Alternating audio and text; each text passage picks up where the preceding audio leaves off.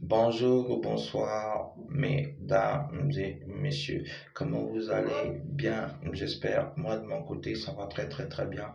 Je viens comme ça, dans le cadre de leçons de vie, partager une réflexion ou encore une pensée avec vous. Cette réflexion, mesdames et messieurs, elle porte sur un thème euh, important, je suppose, pour beaucoup d'entre nous. Le thème, c'est l'amitié. Vous savez, les amis, la plupart d'entre nous, en avons toujours besoin au-delà de la famille.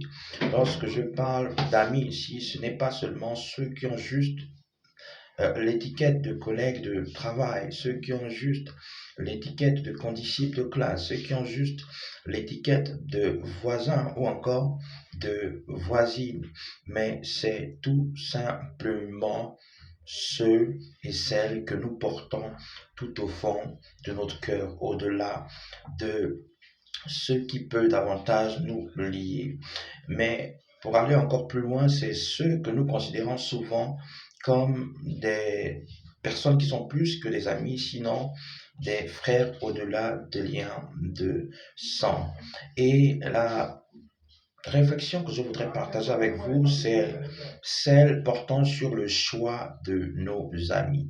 La plupart d'entre nous, nous nous sommes déjà poser cette question, comment faire pour choisir nos amis? Sinon, comment faire pour choisir les bons amis?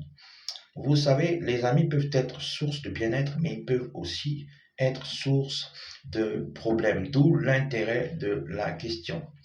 Et je pense que lorsque je me le suis posé, j'ai longuement médité là-dessus, j'ai même encore davantage demandé à notre Seigneur de m'accorder sa sagesse afin de pouvoir répondre à cette question de manière intelligente, mais surtout de manière appropriée ou avec le discernement qu'il faut.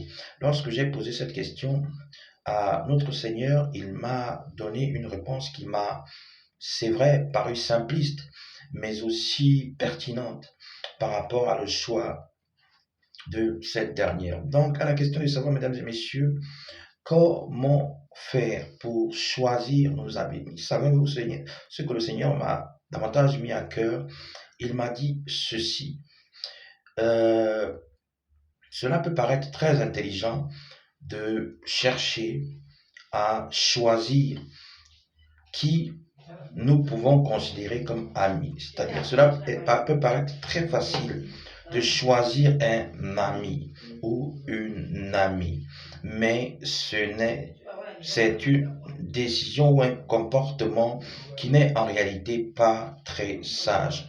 À la question de savoir comment choisir nos amis, Dieu pouvait me dire que il est inutile de choisir qui peut être considéré comme un ami ou bien de choisir celui ou celle que l'on peut davantage considérer comme un ami. Parce que à force de choisir nos amis, nous pouvons nous retrouver dans des situations où nous aurons tout simplement l'occasion de regretter nos mauvais choix lorsque nous avons été déçus par une personne, une personnalité ou un personnage que nous considérions davantage comme un ami.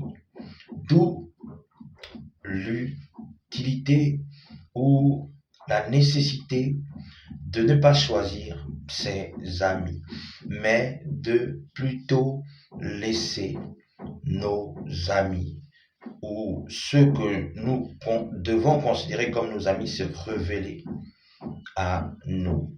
Que leur caractère amical puisse se révéler à nous.